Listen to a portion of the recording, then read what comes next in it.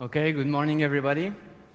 We are José López Esteves and Shauki Kasmi, and we are going during the next 40 minutes to present you the research we did on electromagnetic threats on information systems that resulted in a new interesting technique for silently and remotely injecting voice commands on smartphones.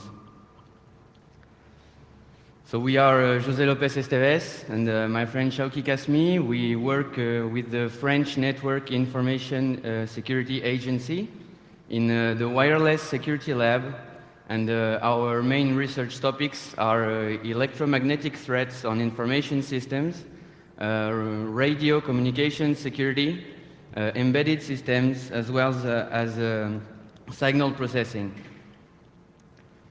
So the menu for today, I will start by briefly introducing the voice command interpreters on the phones and the desktop computers. And then we will present the attack technique that we used for interfacing ourselves with the smartphones remotely. Then I will describe some attack scenarios and the related countermeasures.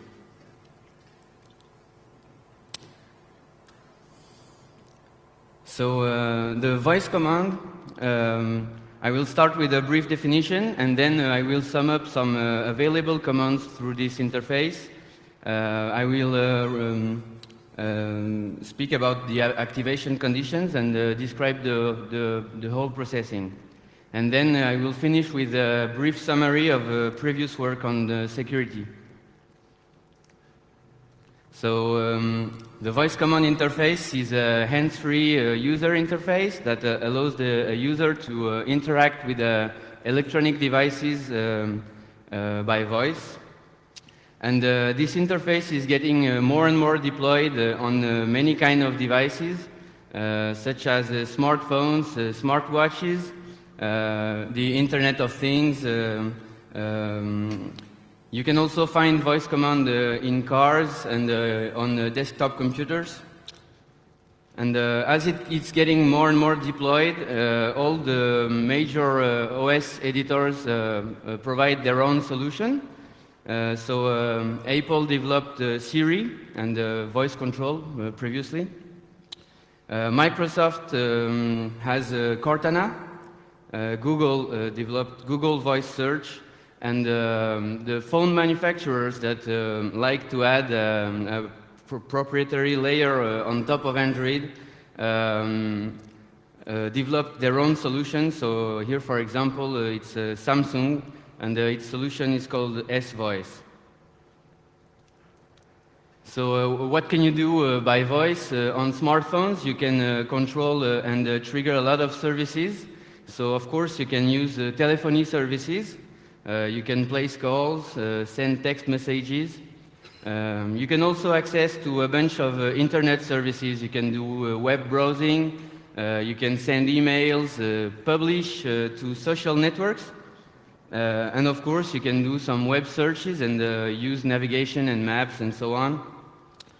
And the user can also access to local services, such as setting alarms, creating new calendar events, or launching using applications. And also sometimes, depending on the solution, you can also change the phone settings.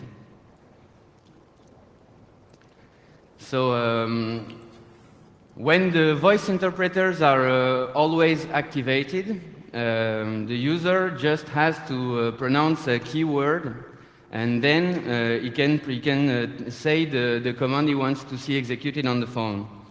When it's not the case, you can launch the application by the aforementioned applications, or you can also enable the voice command interpreter by pressing a hard button.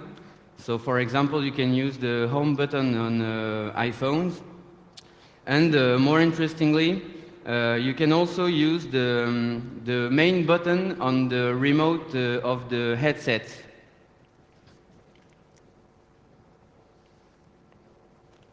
When the voice interpreter is activated, then the process is or can be done by two means.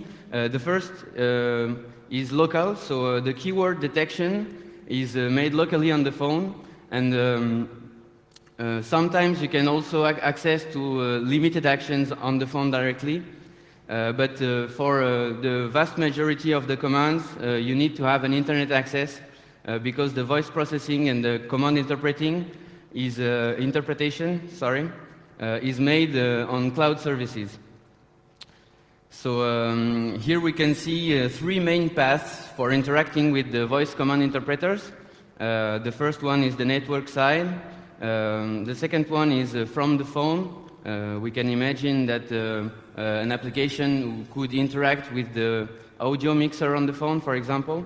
And the third one is the audio front end.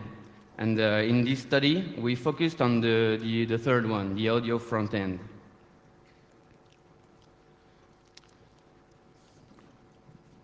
So there has been previous work on voice command interpreter security. There has been a lot of articles about bypassing authentication, the lock screen authentication by using Siri. Some people a few years ago did some reverse engineering of the communication protocol between the cloud-based service and the phone. There is the voice processing side that is also critical because it's biometric data, it's the user's voice. And recently, Apple claimed or disclosed that they share the voice samples with third-party companies. So this is a threat for the user's privacy.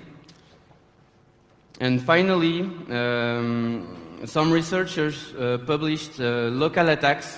They used a malicious application that will enable the voice command interpreter, and then will send commands through the audio front end. So they play the sound of the command through the speaker, and the voice command interpreter catches it from the audio front end. So in this attack, the user hears everything. And today we are going to present a new way, another way to interact with the voice command interpreters. And we will use smart intentional electromagnetic interferences to inject silently our voice command into the phone. So, good morning, everybody. So I'm going to talk about the process for voice and command injection in the smartphones. So basically, I will first talk about smartphones, headsets, and AFM capabilities of smartphones. Then I will briefly introduce transmission principle and field-to-line coupling, showing that it can be complicated to model this kind of attack, and why we decided to set up an experimental setup to try to inject voice, and I will show you some results. So the first information is basically that some smartphones are AFM radio capable, and for receiving the AFM radio signal, you need to plug your headset or headphones to the smartphones. And another point is basically when you want to, as said Jose a few slides ago, if you want to start the voice command interpreter, you need to press a hard button, like generate a play pause button on the headset.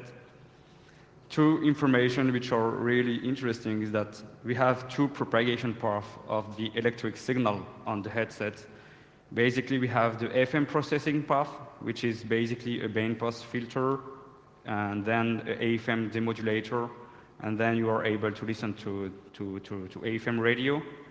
And the second path is a low-pass filter and an amplifier.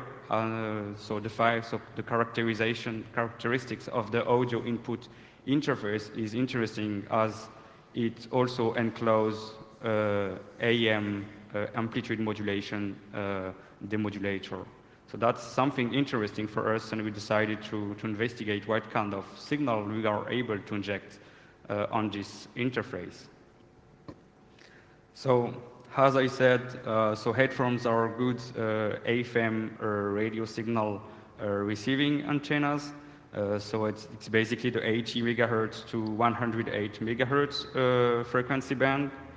And the first consideration we had is maybe we could be able to generate AM modulated signal with voice modulating the continuous wave and basically abusing the low-pass filter for removing the very high frequency continuous wave signal, inducing only the signal modulating this continuous wave.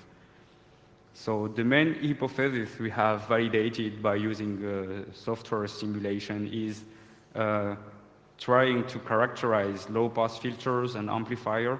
So here we have on the left the voice command, and you have the continuous wave. And what we do is basically we modulate the continuous wave with this audio signal and generate it, through the antenna, and then check that basically the signal induced, the electrical signal induced at the voice input interface is basically the audio signal we wanted to generate. So that's what we first tried by simulation. And then we said, okay, as we have those information, are we able now to generate it and do it in real life? So basically just to remember you that we have a source generating EM field, and we have a receiving antenna, which is the AFEB, the headphones cable. And in the topic of IMI, we call this front-door coupling, as it is antenna-to-antenna communications. So we could also have done the modeling of the headphones for analyzing the electric signal induced on transmission lines. But basically, what we had some problems to model complex cables. And we have also to characterize the electric characteristics of cables, so the permittivity and the permeability of cables. And also in IMI, we call this antenna-to-cable coupling is called backdoor coupling. But in this research, we only focused on front-door coupling. So as I said, theoretical aspects can be complex and time-consuming. So we decided to switch to experimental validation of our hypothesis. So what do we need to check that we are able to inject voice? Is basically you just need a software-defined radio to generate amplitude modulated signal in the right frequency band. You may need also an amplifier, as you need a little bit of power. And you also need a set of targets with the provided headphones by manufacturers. The first problem that we had to cope with was the generating signal on the radio frequency band is not allowed. So we put our set of targets in a Faraday cage, so a shielded room, and put our transmitting antenna inside. So we have no signal from the outside, and we are not generating signal in the electromagnetic environment outside. Then another point that you need to be able to characterize and to analyze is what kind of signal is induced on the headphones. So we installed some application to stream the audio input from the set of targets, and we stream these signals to the outside of the Faraday cage on a monitoring computer, and just using VLC to read the streamed audio signal. Another point is basically that when you are using the voice command interface, you need to have internet access. So you may be using Wi-Fi or mobile communication, the mobile communication interface. So we decided to use Wi-Fi in the Faraday cage to provide remote access to internet. And based on this first preliminary test, we have seen that we were able to generate very high frequency signal modulated with audio waveforms, and that the induced audio waveform was the audio signal we wanted to induce at the input of the audio interface of the smartphone. Then we provided also internet to the set of targets we were testing, and we have seen that we were able to provide back the commands from the cloud and execute some commands on the smartphone. So just to sum up before Jose will show you some movies, because at this point you need to trust us.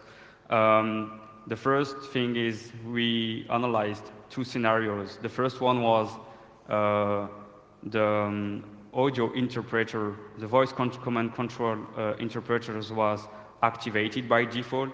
So we generated only the first keyword and then the command we wanted to execute on the smartphones. And in the second scenario, we tested if we were able to simulate the hard press button on the mic of the headphones, and we have seen that the same continuous wave modulated, frequency modulated, we were able to induce this hard press button. So both scenarios have been studied. The required electric field around the target was 28 volt per meter, which is less than the human safety limit. So we were happy to see that we were able to perform this kind of research without going above the human safety limit. Concerning the limitations of this kind of attack, so we characterize the limits of this kind of scenarios. So the antenna size is quite huge because we are in the very high frequency band, and you need to generate some large amount of power. So we have seen that basically for generating 28 volt per meter at 100 megahertz, at 1 meter you need 28 volt per meter for the source. So this means that if you want to increase the distance between the source and the target, you need to use some amplifier. So for 2 meters, we have seen that we need 40 watts. Basically, you can put this kind of source in your backpack. And if you want to perform this kind of test from 5 meters, you need 200 watts as an amplifier, which is huge. So then Jose will present you some scenarios and attacks that we tested. Yeah, so now we know that we have a technique to interact with the voice command interpreters remotely and silently. We can imagine, we can conceive several attack scenarios which are resumed here. So I'm going to present some scenarios about tracking, eavesdropping, cost abuse, reputation or phishing attacks, malicious application trigger, and advanced compromising, of course. So the first scenario is about tracking. So the idea is that the attacker will activate the wireless interfaces of the phone, and those interfaces, especially Wi-Fi and Bluetooth, you send frames over the air to advertise the presence of the device, or to advertise about the services that the device is able to serve, to propose. And of course, in the frames, you can find the MAC address, so you can identify the device, and you can also conclude that the device is in range of your receiver. so you can track an individual in certain zones using this technique. So we have for that the first demo. We use S-Voice to whether activate or deactivate the Bluetooth. So the payload that is sent over the air here is a Hi Galaxy, because you see it says it's on a Samsung Galaxy, and we just say the word Bluetooth, and this will act as a switch. So if the Bluetooth is on, it will switch off, and if it is off, it will switch the Bluetooth on. So I'm sorry for this video because the phone is in French, and it's not vertical, but I guess you can see in this video on the right part of the phone you can see the microphone pictogram, and when there is an activity on the audio front end detected, you will see some blue bars on the microphone pictogram. And then you will see that the phone is able to interpret the signal that we inject as the word Bluetooth.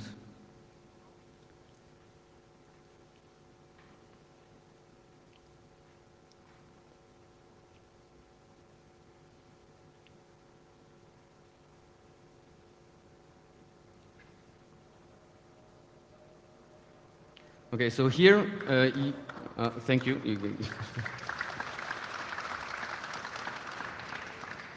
Here you can see that the phone correctly translated the command as Bluetooth, and we have the message that is saying that the Bluetooth is disabled because it was previously enabled. Sorry.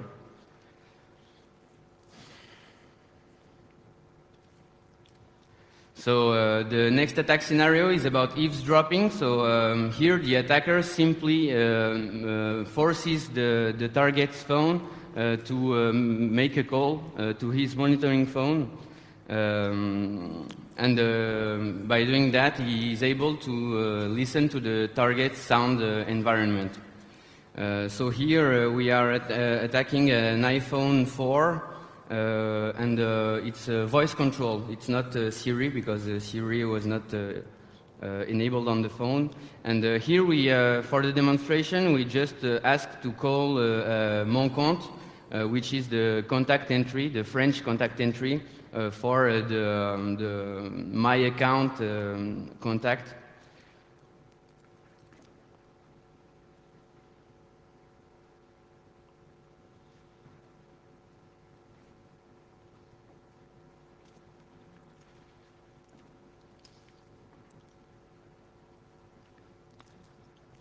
So here he interpreted the command and he places the call. And what's interesting is that there is no notification. So you see that the lock screen is back on, and the user knows nothing about the phone call that is ongoing.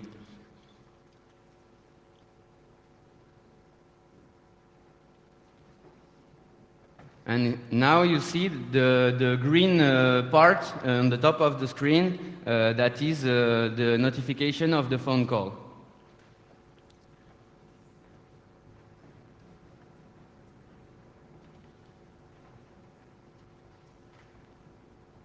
All right.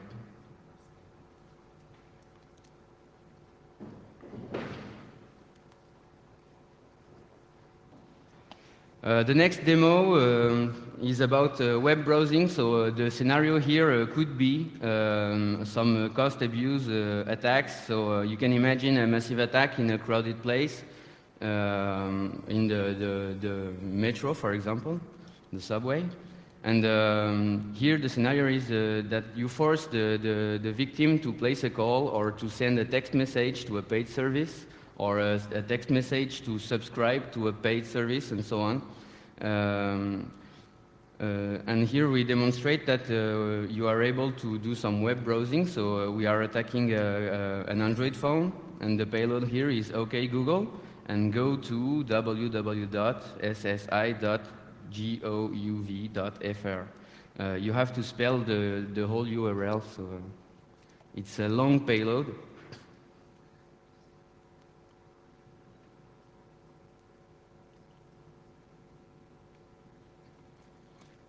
And you see the red dot means that there is some activity on the audio front end, and now the command went to the cloud service to be interpreted. It comes back, and then the website pops up.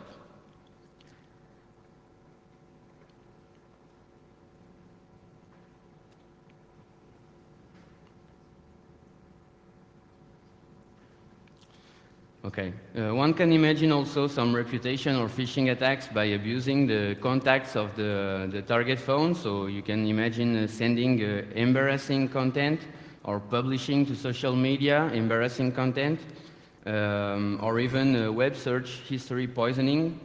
And of course, you can send text messages or emails to the contact list of the target. We can also imagine triggering a malicious application, so it can be launching a malicious application when you want it to perform the malicious payload, or just to send a trigger to the application so that it triggers the payload. And we can also imagine a scenario where you will launch a critical application. Here I give an example. It's an application called Sesame. And it's an application which is related to a door lock. And the door lock is Wi-Fi enabled, so you can open and close your door from anywhere on the planet if you have internet connectivity. And here, if you want to attack Sesame, you just have to say, "OK, Google, Sesame," and it will open the door. And just for the demo, we opened the Gmail application.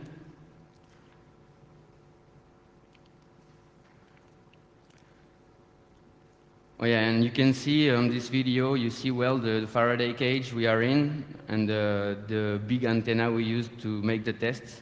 But you can do it with a 30 centimeter antenna.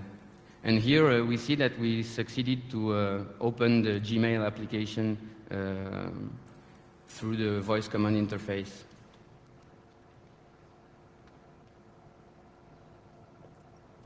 And finally, we can imagine several advanced compromising scenarios where you use the voice command injection just as a first step for a bigger attack, I say. And you will try to exploit other vulnerabilities to further compromise the user's device. We can, for example, imagine a silent application installation via a malicious web page. Some research last year was published on abusing the Samsung Knox to install remotely and silently an application, a malicious application, just by visiting a web page. You can also imagine any kind of wireless interface exploitation, where you know the Wi-Fi, for example, sends probe requests, and usually you can find the last access point's name in the probe request, so an attacker can create a rogue access point and then perform some man-in-the-middle on the network, on the Wi-Fi. And then you can even, when you are in the middle, you can even use the voice interface again to launch an application that you want to monitor or attack. So I'm going to present now some countermeasures against this attack for users and manufacturers. The main goal will be to reduce the attack surface, limit the attack's impact, increase the required attacker level, and we also have a proposition for detecting this kind of attack. So for users, the first thing is unplug the headphones when you don't need to use them. If you use headphones that have no microphone, the phone will detect that there is no microphone on the headphone cable, and you will never be able to use this as a voice input on the audio front end, so it can be a good countermeasure. Of course, use voice command only when you need it. You can also think of personalizing the keyword so that the attacker has to personalize his attack also. Carefully select the commands that you want to make available through the voice interface interpreter.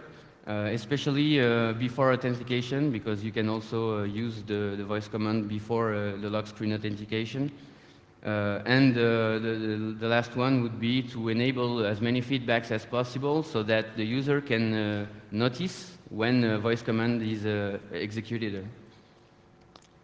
And for editors, it's quite the same. We want them to limit the critical commands that are available through voice interface and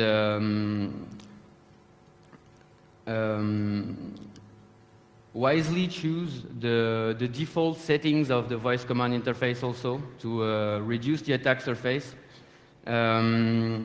They can also reduce the audio front-end sensitivity so that the attacker needs more power to be able to interact with the voice command interpreter.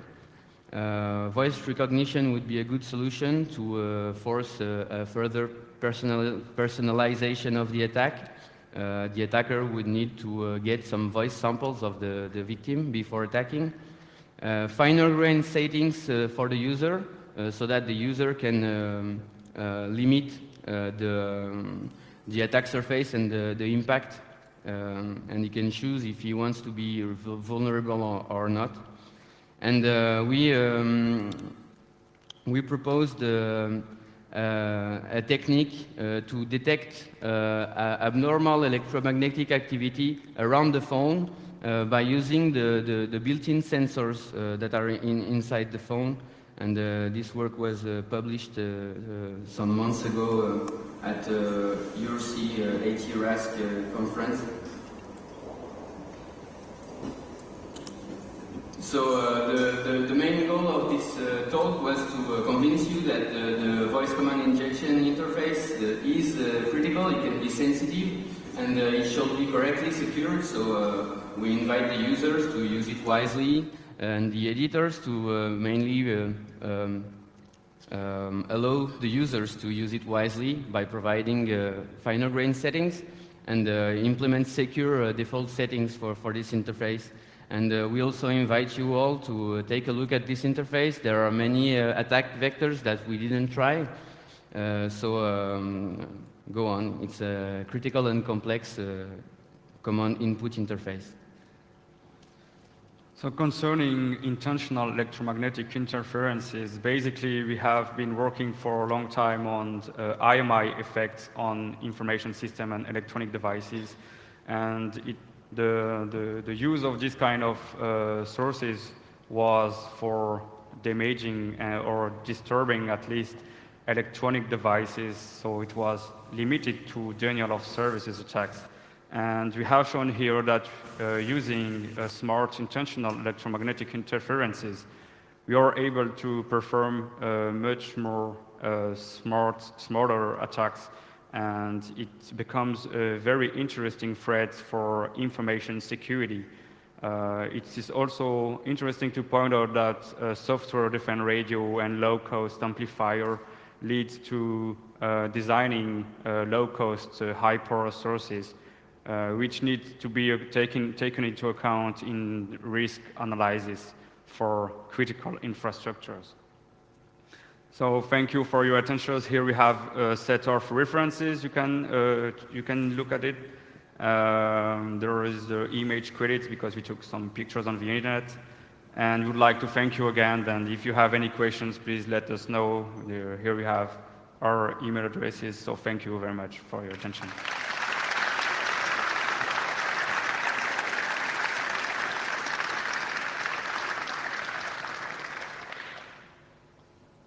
Questions?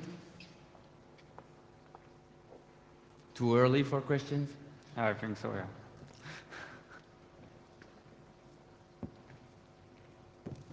Did you try to extend the distance between the main antenna and the receiver? That means, did you try to launch your attack within the Fraunhofer zone or in the far field zone? We were in far field. So for the videos, we wanted to show you the antenna and the targets. Yep. But we have been working in the far field. With which amount of power? We have shown you it's basically Only 40 watts? 2 meters, above 3 meters. So it's 100 megahertz. The wavelength is 3 meter. So if you go above 3, the wavelength divided by 2 by pi, you are you find less than 1 meter and a half. So basically, we need 15 watts. Yeah, thanks. In fact.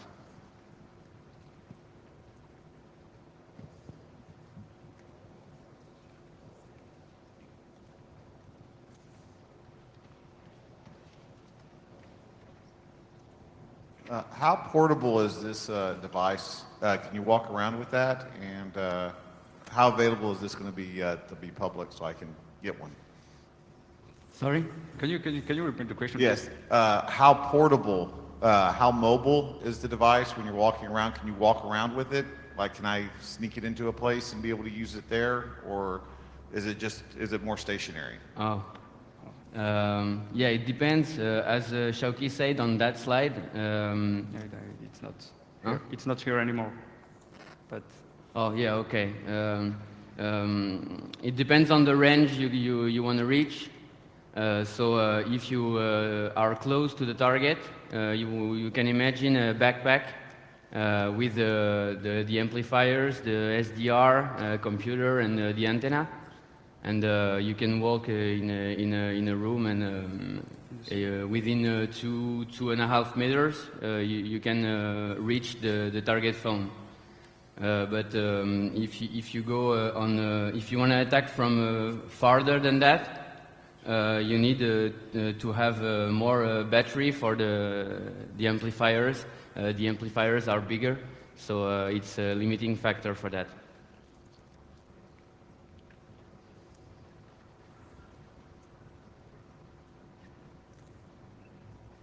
no more questions.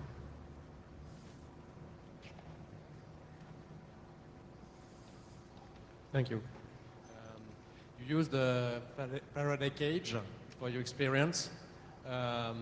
With the noise of a normal electromagnetic fields with a radio wave, can it work also? For example, you say the metro, but without the Faraday cage, can the system work?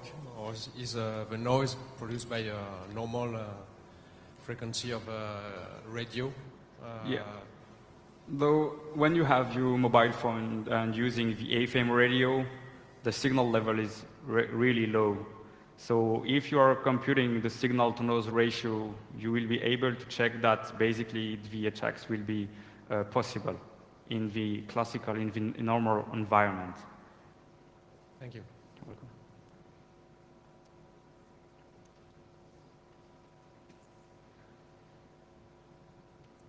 Okay, thank you very much. Thank you very much.